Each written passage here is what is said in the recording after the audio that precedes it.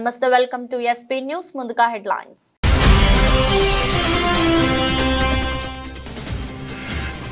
Olympics లో కాంస్య పథక విజేత మను భాకర్ కు ప్రధాని మోదీ ఫోన్. మిగతా ఈవెంట్లలో కూడా రాణించాలని అభిలషించిన ప్రధాని మోదీ.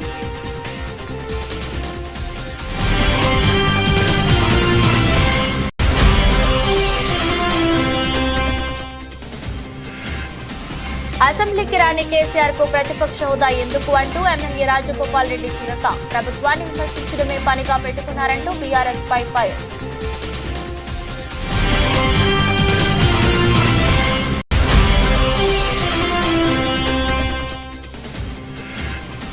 కొత్తపేటలో తెరపైకి కొత్త ట్యాక్స్ వివాదం. ఇసుక స్టాక్ పాయింట్లలో బీటాక్స్ పేరుతో కొత్త దందా చేస్తున్నారంటూ ధ్వజమెత్తిన మాజీ ఎమ్మెల్యే చిర్లా జగ్గిరెడ్డి.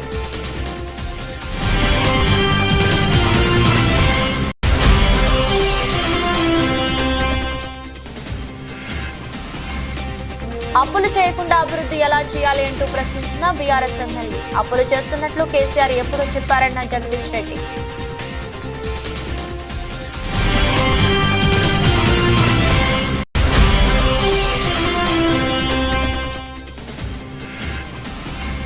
రెండవ టీ20లో అలవోకగా శ్రీలంకపై భారత్ గెలుపు. వరుసగా రెండవ గెలుపుతో సిరీస్ సొంతం చేసుకున్న భారత్.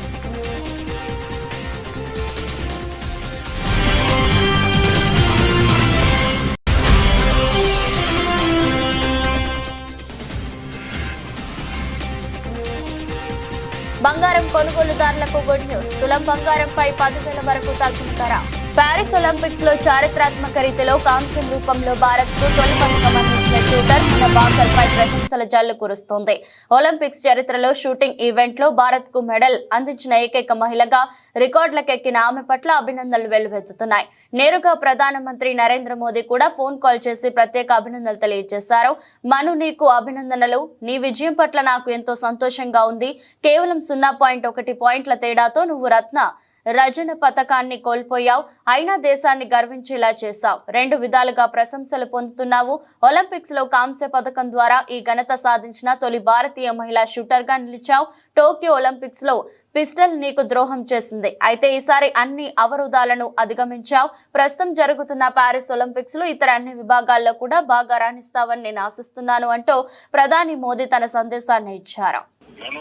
नमस्ते, खूब अभिनंदन, आपको बहुत बहुत बधाई। बहुत बहुत शुक्रिया सर, आप कैसे हैं? मैं बहुत बढ़िया से। आप तो ये तुम्हारी सफलता का खबर सुनने के बाद और उत्साह और आनंद में हूँ। जी, अच्छा कर रहे हैं हमारे खिलाड़ी यहाँ पे अभी। आप स्वयं को वैसे 0.1 से आप सिल्वर आपका रह गया, जी, लेकिन उसके बावजूद भी आपने देश का नाम रोशन किया। आपको 2 प्रकार की क्रेडिट मिल रही है। एक तो आप कहाँ से पदक लाई, लेकिन भारत की पहली महिला है जो इस खेल में मेडल लेके आई हो। जी सर, हाँ जी, शुक्रिया सर। मेरी तरफ से बहुत बहुत बधाई है। देखिए, टोक्यो ओलंपिक्स में राइफल ने तेरे साथ दगा कर दिया। हाँ जी, लेकिन इस बार तुमने सारी कमियों को पूरा कर दिया। बिल्कुल सर, अभी और भी मैचेस हैं आगे, तो उनमें भी उम्मीद रहेगी कि अच्छा करूँ मैं। मुझे पक्का विश्वास है आगे की मैचेस भी बहुत अच्छा करोगी आप, क्योंकि ये రాష్ట్ర గవర్నర్ సిపి రాధాకృష్ణన్ ను సీఎం రేవంత్ రెడ్డి మర్యాదపూర్వకంగా కలిశారు. సోమవారం ఉదయం రాజ్ భవన్ కు వెళ్లిన ఆయన గవర్నర్ తో భేటీ అయ్యారు. తాజాగా సిపి రాధాకృష్ణన్ ను మహారాష్ట్ర గవర్నర్ గా నియమిస్తూ రాష్ట్రపతి ఉత్తర్వులు జారీ చేసిన విషయం తెలిసిందే. ఆయన త్వరలో అక్కడి బాధ్యతలు స్వీకరించనున్నారు. ఈ నేపథ్యంలో గవర్నర్ ను కలిసిన ముఖ్యమంత్రి శుభాకాంక్షలు తెలిపారు.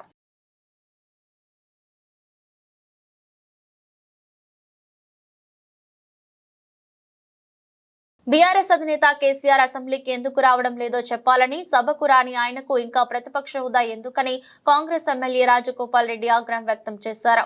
అసెంబ్లీలో నేడు ఆయన మాట్లాడుతూ ఈ వ్యాఖ్యలు చేశారు. 10 ఏళ్లు అధికారంలో ఉన్న బీఆర్ఎస్ నేడు ప్రెస్ మీట్లు పెట్టి ప్రభుత్వాన్ని విమర్శిస్తుందని మండిపడ్డారు. నష్టాల్లో కూరుకుపోయిన డిస్కంలను లాభాల్లోకి తీసుకొచ్చే ప్రయత్నాలు చేస్తున్న తమను ప్రశంసించకపోగా తిరిగి నిందలు వేయడం సరికాదన్నారు. విద్యుత్ శాఖపై గత ప్రభుత్వం పూర్తిగా నిర్లక్ష్యం వహించిందని రాజగోపాల్ రెడ్డి విమర్శించారు. అన్ని సక్రమంగా ఉంటే మరి విద్యుత్ సంస్థలు నష్టాల్లోకి ఎందుకు వెళ్తాయని ప్రశ్నించారు. రైతులకు అరకొరగా ఉచిత విద్యుత్ ఇచ్చి బీఆర్ఎస్ గొప్పలు చెప్పుకుందని, నిజానికి నాడు నేడు ఉచితంగా విద్యుత్ ను అందిస్తుందని ఒక కాంగ్రెస్ మాత్రమేనని స్పష్టం చేశారు. ఇప్పటికైనా తమపై నిందలు వేయడం మాని చేసిన తప్పులు ఒప్పుకోవాలని హితవు పలికారు. నాయకులు అంటారు మీ నాయకుడు రాలేదంటే మీ స్థాయికి ఆయన అవసరం లేదు, మేమే చాలని అంటుంటారు. అధ్యక్ష, వీళ్ళ స్థాయి ఏందో 10 ఏళ్ళ కేసీఆర్ గారు ముఖ్యమంత్రిగా ఉన్నప్పుడు వీళ్ళ స్థాయి ఏంది, మంత్రులు ఎంపీలు అధికారుల మాట ఎవరైనా విన్నారా అధ్యక్ష? నో అపాయింట్మెంట్, ఒంటెద్దుపోకడా, నిజం ఉన్నట్టు అట్లా కాదు ఇట్లా అని చెప్పే అవకాశం వీళ్ళకి ఎవరికైనా ఇచ్చిండా అధ్యక్ష? ఆయన అంత దమ్ము ధైర్యం వీళ్ళకు లేదు, ఆయన వినేవాడు కూడా కాదు. అటువంటి పరిస్థితి ఉన్న మనిషి, పెద్ద మనిషి, లీడర్ ఆఫ్ ద ఆపోజిషన్ ఉండి కూడా సభకు రాకుండా ఒక ఇంపార్టెంట్ సబ్జెక్టుల మీద చర్చ నడిచినప్పుడు లేకుండా వీళ్ళంటారు మరి లీడర్ ఆఫ్ ద ఆపోజిషన్ ఎందుకు ఉండాలి అధ్యక్ష? మరి అటువంటిప్పుడు ఆయన సభకే రానప్పుడు ఆయన అవసరం లేదని వీళ్ళే అంటుండ్రు. మరి మీరే మీ లోపల ఎవరో ఒకరు సభలో లీడర్గా మీరు ఎల్ఓపి కాండి. ఆయన అవసరం లేనప్పుడు మరి సభకే వద్దనుకున్నప్పుడు ఆ పొజిషన్లో ఆయన అవసరం ఏముంది?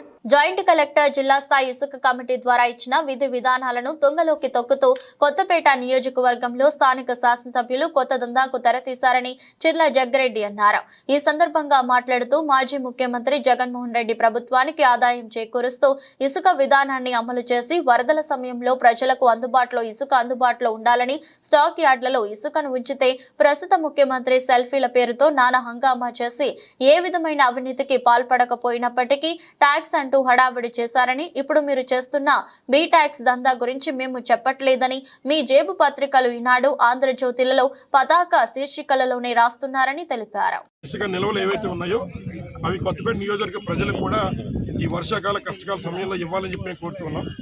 ఏదైతే ఇక్కడ ఉన్నటువంటి ఈ రీచ్లో ఎస్పెషల్గా ఈ స్టాక్ పాయింట్లో కేవలం కొంతమందికి మాత్రమే, కొత్తపేట నియోజకవర్గం వాళ్ళు ఎవరికి కూడా ఇక్కడ ఇసుక లోడ్ చేయకుండా కేవలం విశాఖపట్నం లేదా ఉన్నటువంటి మరి విజయవాడ మేము పనికెళ్తున్నాం అనే విధంగా మరి వాళ్ళు ఇక్కడ నుంచి ఇసుక అంతా కూడా మరి దోచేసే కార్యక్రమం చేస్తున్నారు. దీని మీద ఏదైతే కొంతమంది లారీ ఓనర్లతో మాట్లాడడం మీరు కూడా విన్నారు. ఎవరైనా సామాన్యులు చంద్రబాబు నాయుడు గారు మాట నమ్మి ఇసుక ఉచితంగా దొరుకుతుంది కదా అని ఇక్కడికి వస్తుంటే వారి దగ్గర 11,000 రూపాయలు కలెక్ట్ చేసి అప్పుడు లోపల పంపించే కార్యక్రమం చేస్తున్నారు. ముఖ్యంగా ఏదైతే మరి మేము అడుగుతున్నాం, గతంలో చంద్రబాబు నాయుడు గారు సెల్ఫీ ఫోటోలు తీసుకున్నారు, తప్పలేదు.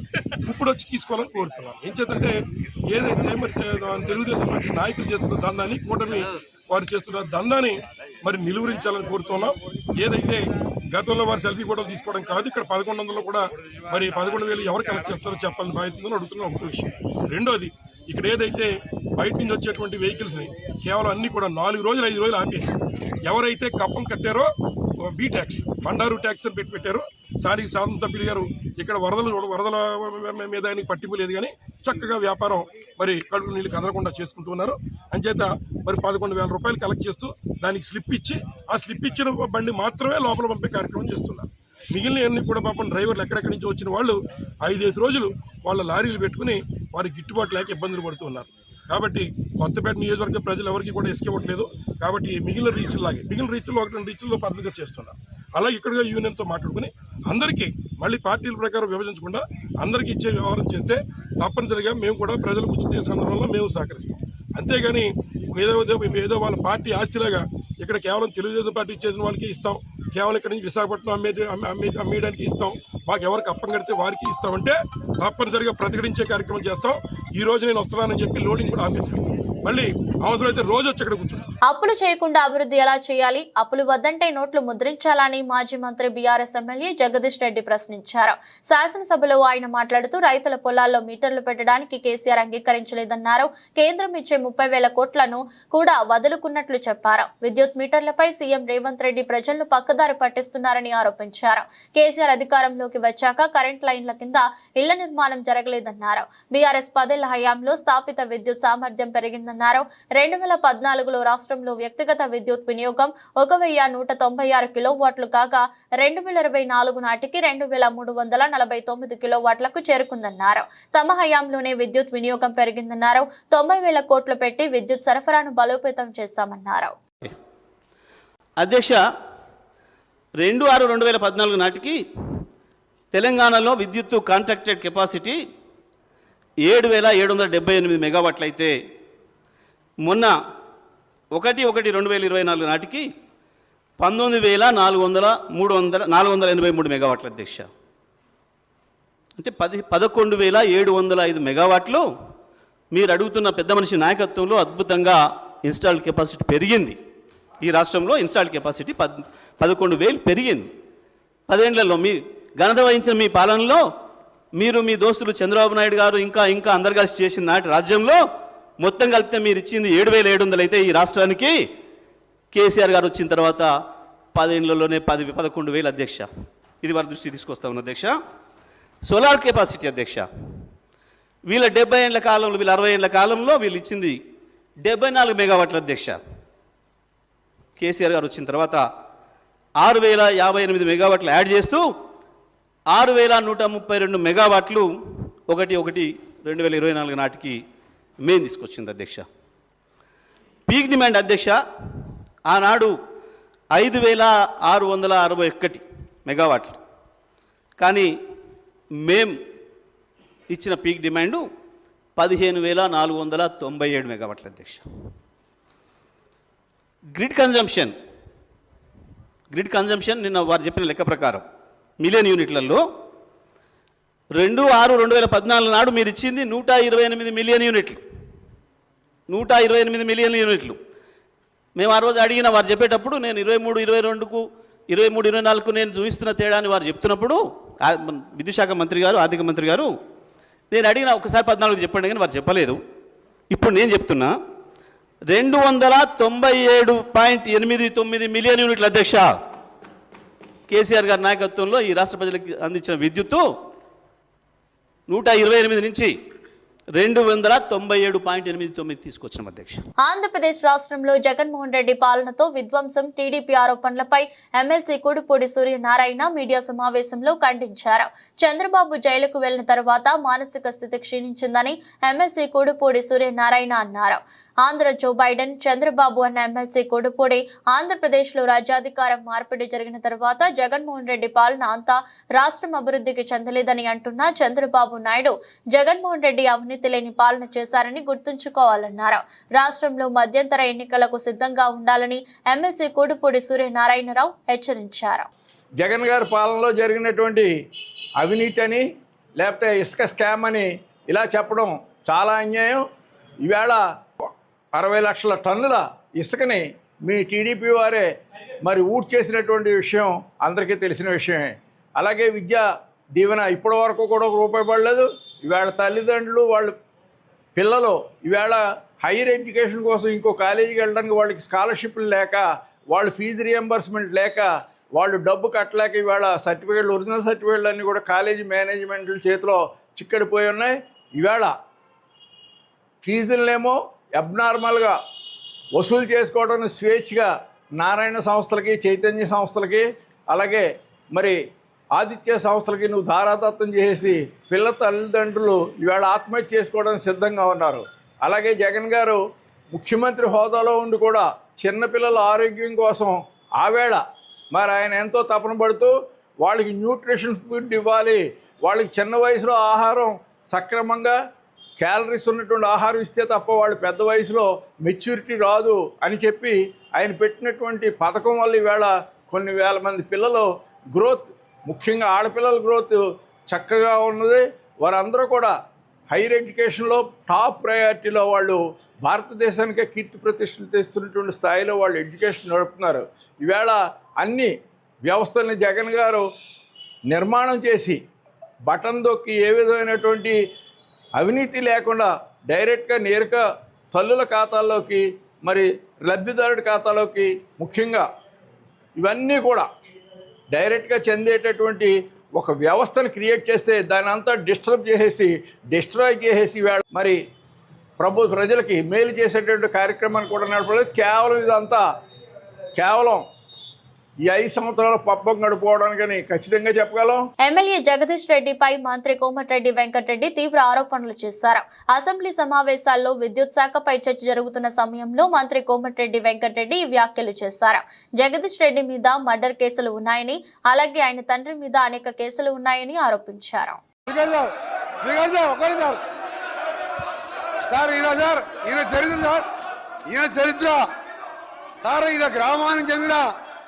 గ్రామానికి చెందిన మదన్ మోహన్ రెడ్డి అని మాజీ సమితి ప్రెసిడెంట్ హత్య కేసులో A2 అధ్యక్ష, అలాగే A2 అధ్యక్ష ఆ మర్డర్ కేసులో ఇంకో బుక్షమనే వ్యక్తి హత్య కేసులో ఈయన వీళ్ళ నాయన A6 A7, ఆ తర్వాత రామిరెడ్డి హత్య కేసులో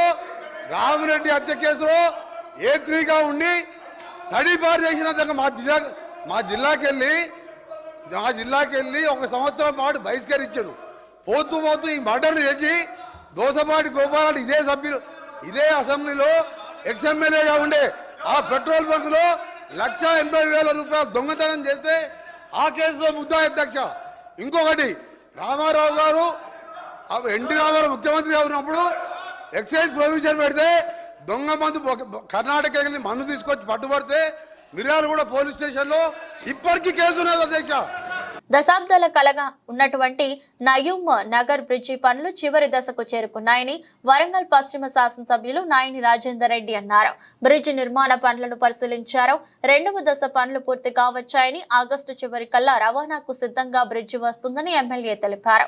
ఇప్పటికి 2వ దశ బ్రిడ్జి పనులు కూడా పూర్తి కావచ్చాయని, చివరి దశ బ్రిడ్జి పనులు పూర్తయిన క్రమంలో ప్రజలకు అందుబాటులోకి వస్తుందని అన్నారు. బ్రిడ్జి నిర్మాణ పనుల్లో నాణ్యత పరమైన ప్రమాణాలను పాటిస్తూ నిర్మాణం చేపడుతున్నారని తెలిపారు. చిరకాల కోరికగా ఉన్న పెద్దమూరి నిర్మాణం ద్వారా ప్రధాన రహదారికి మరియు ప్రజలకు మెరుగైన సౌకర్యాలు కలుగుతున్నాయని ఎమ్మెల్యే గారు ఆశాభావం వ్యక్తం చేశారు. వచ్చే వర్షాకాలం నాటికి ఎంతటి వర్షాభావ పరిస్థితి ఉన్నా కూడా ప్రజా రవాణాకు ప్రజలకు ఎటువంటి ఇబ్బంది ఉండదని తెలిపారు.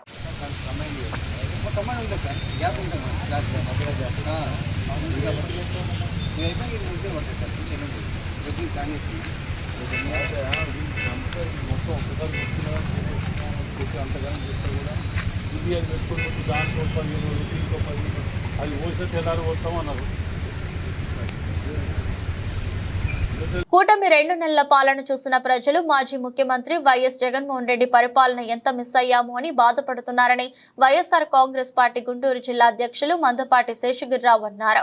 గుంటూరు నగరంలో వైఎస్ఆర్సీపీ ఈస్ట్ కార్యాలయంలో ఏర్పాటు చేసిన విలేకరుల సమావేశంలో మందపాటి శేషగిరిరావు మాట్లాడుతూ ఎన్నికల సమయంలో సూపర్ 6 హామీలను ప్రకటించిన టీడీపీ ఇప్పుడు ఎన్నికల హామీలను అమలు చేయడం సాధ్యం కాదని చేతులు ఎత్తడంపై ఆగ్రహం వ్యక్తం చేశారు. రాష్ట్రంలో అభివృద్ధి సంక్షేమాన్ని పక్కన పెట్టి వైఎస్ఆర్ కాంగ్రెస్ పార్టీ శ్రేణులు కార్యక్రమాలు సానుభూతి పరులు టార్గెట్ చేసి హత్యలు దాడులు చేయడం బాధాకరమని ఆయన పేర్కొన్నారు. రాజకీయంగా ఒక పార్టీలో ఇమడలేని పరిస్థితుల్లో మీరు ఇప్పటికి 3వ పార్టీ 4వ పార్టీ కాంగ్రెస్, టీడీపీ, వైసీపీ, మళ్ళీ టీడీపీ ఎన్ని యూటర్న్లు తీసుకుంటారు? ఏం ఆశించి తీసుకుంటున్నారు? ఏ బేసిస్ మీద మీ పార్టీని మారుతున్నారు? సరే, మారకపోవడం అనేది మీకు సంబంధించి. మీరు మారిన తర్వాత ఏ విధంగా మాట్లాడుతున్నారు, వ్యవస్థల గురించి ఏ విధంగా ఉంటున్నారు, ఈ వ్యక్తులు మీ గురించి ఏ విధంగా సమాజంలో మాట్లాడుకుంటున్నారు, దీని ఇంపాక్ట్ ఈ జాతుల మీద, ఈ అణగారిన వర్గాల మీద ఎంత ప్రభావం చూపిస్తుంది అనేది కూడా మీరు ఆలోచన చేయాలని ఈ సందర్భంగా నేను మిమ్మల్ని రిక్వెస్ట్ చేస్తాను. మీరు మాట్లాడాల్సిన అంశాలు జగన్మోహన్ రెడ్డి గారి గురించి, సజ్జల రామకృష్ణారెడ్డి గారి గురించి కాకుండా ఈ రాష్ట్రంలో జరుగుతున్నటువంటి దుర్మార్గాల మీద, ఈ 2 నెలల్లో జరిగిన నరకాండ మీద, నరహత్యల మీద, పాశవికంగా చంపబడుతున్న వ్యక్తుల్ని ఎవరు చంపుతున్నారో, ఏ పార్టీ చంపుతుందో, ఏ రెడ్ బుక్ రాజ్యాంగం చంపుతుందో, దీని వెనక ఎవరి ప్రోద్బలం ఉందో, పార్టీల ప్రోత్సాహం కానీ నాయకుల ప్రోత్సాహం కానీ ఎవరిదుందో, చంపబడుతున్న వారు ఎవరు నష్టపోతున్నారో దీని మీద మాట్లాడితే సమాజం మిమ్మల్ని హర్షిస్తుంది. ఈ వెనుకబడిన వర్గాల మొత్తం మీ వెనకాల నిలబడతారు. మీరు ఈ రోజున మాట్లాడే ప్రతి మాట కూడా మీ వ్యక్తిగతమైన ప్రయోజనాల కోసం మాట్లాడుతున్నారు అనేది ఈ సమాజం భావిస్తూ ఉంది. మీరు ఎప్పటికైనా తప్పనిసరిగా ఈ రాష్ట్రంలో జరగాల్సిన సంక్షేమ పథకాల మీద తల్లికి వందనం వచ్చి 2 నెలలు కాలేదు, నిన్ననే నాకు భయం పుడుతుంది అని ఈ పథకాలు అమలు చేయాలంటే నా వల్ల కాదు. మరి ఇలాంటి గడ్డు పరిస్థితుల్లో గడిచిన 5 సంవత్సరాల్లో జగన్మోహన్ రెడ్డి గారు ఇచ్చిన మాటకు కట్టుబడి తన పాలనా విధానాన్ని ఎక్కడ తప్పల. కాంగ్రెస్ ప్రభుత్వం మల్లన్న సాగర్, కొండపోచమ్మ సాగర్ ప్రాజెక్టుల నుండి పంట పొలాలకు తక్షణమే నీళ్లు విడుదల చేయాలని నియోజకవర్గం TRS party incharge Vanteru Pratap Reddy demand చేశారు. సిద్దిపేట జిల్లా గజ్వేల్ పట్టణంలో నిర్వహించిన మీడియా సమావేశంలో మాట్లాడుతూ లేని పక్షంలో మల్లన్న సాగర్, కొండపోచమ్మ సాగర్ నుండి నీళ్లు వదలని ఎడల ఆగస్టు 2వ తేదీ రోజున రాజీవ్ రహదారి, తూప్రాన్ జాతీయ రహదారులను పెద్ద ఎత్తున మెదక్, నల్గొండ జిల్లా రైతులతో, ప్రజాప్రతినిధులతో కలిసి దిగ్బంధం చేస్తామని మాజీ అటవీ అభివృద్ధి సంస్థ చైర్మన్ వంటేరు ప్రతాప్ రెడ్డి కాంగ్రెస్ ప్రభుత్వాన్ని హెచ్చరించారు. అటు మెదక్, నర్సాపూర్, ఇటు గజ్వేల్, తూప్రాన్ సంబంధించినటువంటి రైతాంగం అంతా కూడా ఎదురు చూస్తున్నారు. దయచేసి మేము ప్రభుత్వానికి విజ్ఞప్తి చేసేది ఏంటంటే మీరు వెంటనే స్పందించి అటు కూడవెల్లి రివర్ని, రామాయణపేట కెనాల్, బస్వాపూర్ కెనాల్, అదేవిధంగా మన Turkapalli canal, Jagdevpur canal, Haldi river, Kudavelli river ఇవన్నిట్లలో కూడా ఇటు మల్లన్న సాగర్ నుండి అటు కొండపోచమ్మ సాగర్ నుండి నీళ్లు వదిలిపెట్టాలని చెప్పి ప్రభుత్వానికి విజ్ఞప్తి చేస్తున్నాం. రైతాంగం అంతా కూడా ఎదురు చూస్తున్నారు. నారు వేసుకున్నారు, 2 నెలలు అయిపోయింది, టైం అయిపోతుంది. దయచేసి వెంటనే నీళ్లు వదిలిపెట్టమని విజ్ఞప్తి చేస్తున్నాం. మీరు నీళ్లు వదిలిపెడితే మేము ట్రాక్టర్ ఎక్కి పొలాలు దున్నుకుంటాం. నీళ్లు వదలకపోతే మా హరీష్ రావు గారి నాయకత్వంలో మరి మెదక్ జిల్లాకు సంబంధించినటువంటి రైతాంగం అంతా, అటు నల్గొండ జిల్లాకు సంబంధించిన రైతాంగం అంతా కూడా రాజీవ్ రహదారిని 2వ తారీఖు లేకపోతే 3వ తారీఖు నాడు వేలాది మంది రైతులతో దిగ్బంధం చేస్తాం. మీరు నీళ్లు వదిలిపెట్టకపోతే నేరుగా కొండపోచమ్మ సాగర్కి వెళ్లి మేమే గేట్లు ఎత్తుకుంటాం, నేరుగా మల్లన్న సాగర్కి వెళ్లి మేమే గేట్లు ఎత్తుకుంటాం. మేము ప్రభుత్వానికి విజ్ఞప్తి చేస్తున్నాం. లాస్ట్ ఇయర్ ఈ పాటికే నాట్లు వేసుకొని పొలాలన్నీ కూడా పచ్చబడ్డాయి. ఇప్పుడు మొగులకు ముఖం పెట్టినా రాని పరిస్థితి ఉంది. దయచేసి మీరు వెంటనే నీళ్లు ఇవ్వాలని చెప్పి కాంగ్రెస్ ప్రభుత్వాన్ని మేము విజ్ఞప్తి చేస్తున్నాం. దయచేసి రైతాంగానికి అండగా ఉండాలి. రైతాంగం మీద కక్ష వద్దు. ఏదైనా ఉంటే పొలిటికల్ గా ఉంటే మీరు మాట్లాడండి, కానీ రైతులు ముగ్గురు ముఖం పెట్టాల్సిన పరిస్థితి వచ్చింది. రైతులు నాటు పోసుకొని పెట్టుబడులు పెట్టుకొని ఎదురు చూడాల్సినటువంటి పరిస్థితి వచ్చింది. కాబట్టి దయచేసి మీరు వెంటనే నీళ్లు ఇవ్వాలని చెప్పి మేము విజ్ఞప్తి చేస్తున్నాం. లేకుంటే మాత్రం రాజీవ్ రహదారిని, అటు నేషనల్ హైవే 67 తూప్రాన్ మీద పెద్ద ఎత్తున మెదక్ జిల్లాకు సంబంధించినటువంటి రైతాంగం, మెదక్ జిల్లాకు సంబంధించినటువంటి ఎమ్మెల్యేలు, మాజీ ఎమ్మెల్యేలు అందరి సారథ్యంలో పెద్ద ఎత్తున ఉద్యమిస్తామని చెప్పి సందర్భంగా హెచ్చరిస్తుంది. తమ భవానీ చారిటబుల్ ట్రస్ట్ ద్వారా ఇప్పటికే అనేక సేవా కార్యక్రమాలు చేశామని, ఇక ముందు కూడా కొనసాగిస్తామని ట్రస్ట్ నిర్వాహకులు సిటీ ఎమ్మెల్యే ఆదిరెడ్డి శ్రీనివాస్ చెప్పారు. ప్రతిభ గల పేద విద్యార్థులను కొందరిని గుర్తించి వారికి సోమవారం ట్రస్ట్ తరపున ఆర్థిక సాయం అందించారు. ఈ సందర్భంగా మాట్లాడుతూ తమ సంపాదనలో కొంత మొత్తాన్ని ట్రస్ట్ ద్వారా ఖర్చు చేస్తున్నామని, ఎవరి దగ్గర విరాళాలు తీసుకోవడం లేదని స్పష్టం చేశారు. గతంలో పలువురు పేద విద్యార్థులకు సాయం అందించడంతో పాటు వైద్య శిబిరాలు కూడా నిర్వహించామని ఆయన గుర్తు చేశారు. భవానీ చారిటబుల్ ట్రస్ట్ ద్వారా ఇప్పటికి అనేకమైన సేవా కార్యక్రమాలు రాజమహేంద్రవరం ప్రజలకు అందించడం జరుగుతూ ఉంది. దానిలో భాగంగా ఈ రోజున ఏదైతే ప్రతిభ ఉండి ఆర్థికపరమైన సమస్యలతో ఉన్న కొంతమంది విద్యార్థులను ఎంచుకొని వారికి ఈ రోజున ట్రస్ట్ నుంచి ఫైనాన్షియల్ అసిస్టెన్స్ ఇవ్వడం జరిగింది. వారందరూ కూడా బాగా చదువుకోవాలని, అభివృద్ధి చెందాలని భవానీ చారిటబుల్ ట్రస్ట్ ద్వారా మేము ఆశిస్తూ ఉన్నాం. అలాగే రాజమహేంద్రవరంలోని ధనికులు అనేక మంది ఉన్నారు.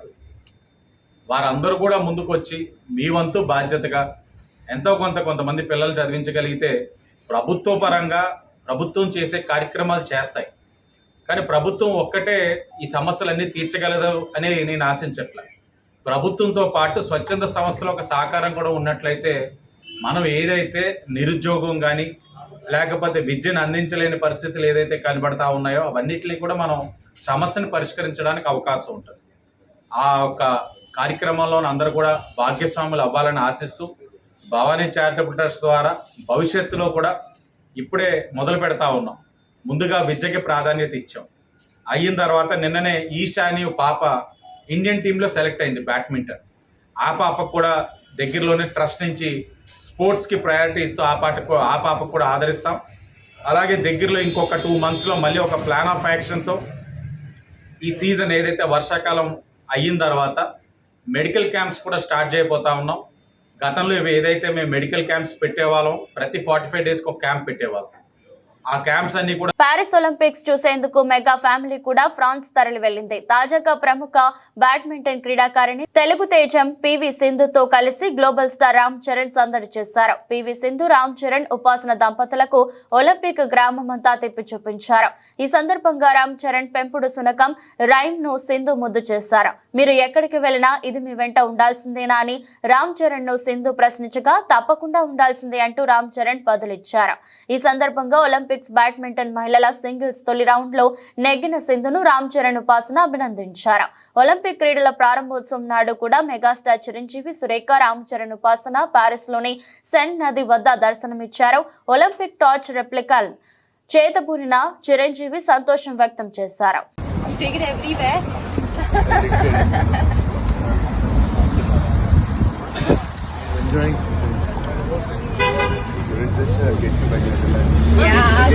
ఆతిథ్య దేశం శ్రీలంకపై భారత్ వరుసగా 2వ T20 విజయాన్ని నమోదు చేసింది.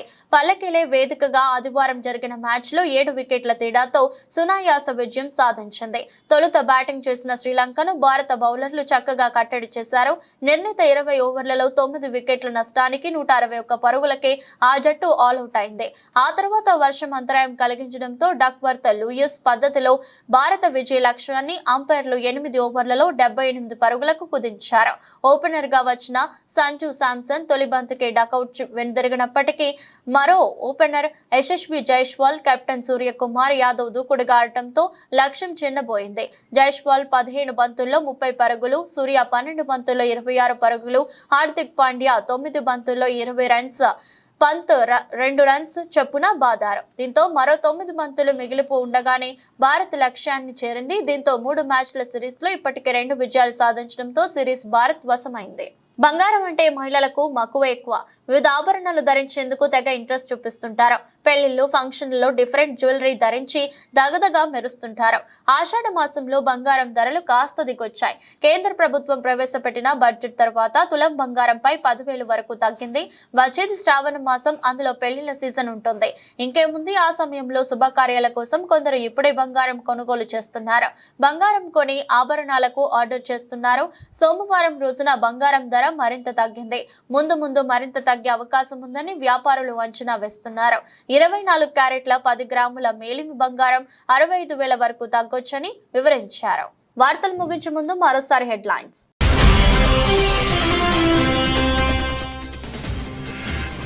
ఒలింపిక్స్ లో కాంస్య పథక విజేత మను భాకర్ కు ప్రధాని మోదీ ఫోన్. మిగతా ఈవెంట్లలో కూడా రాణించాలని అభిలషించిన ప్రధాని మోదీ.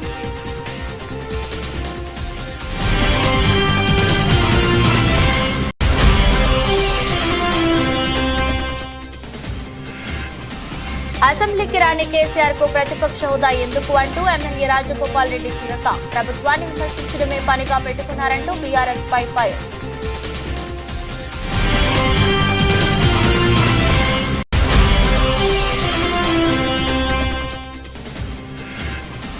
కొత్తపేటలో తెరపైకి కొత్త ట్యాక్స్ వివాదం. ఇసుక స్టాక్ పాయింట్లలో బీటాక్స్ పేరుతో కొత్త దందా చేస్తున్నారంటూ ధ్వజమెత్తిన మాజీ ఎమ్మెల్యే చిర్లా జగ్గిరెడ్డి.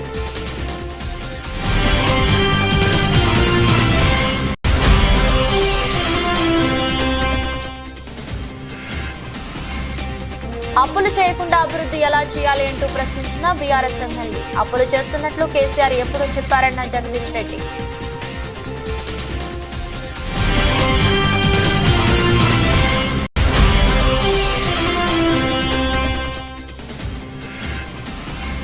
రెండవ T20లో అలవోకగా శ్రీలంకపై భారత్ గెలుపు. వరుసగా 2వ గెలుపుతో సిరీస్ సొంతం చేసుకున్న భారత్.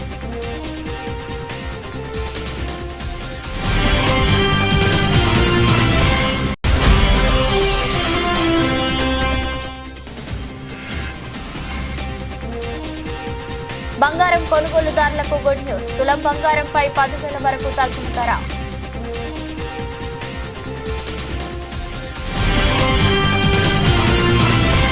ఇది రోజు బులెటిన్. మరో బులెటిన్లో మళ్ళీ కలుద్దాం. అంతవరకు సెలవు. నమస్కారం.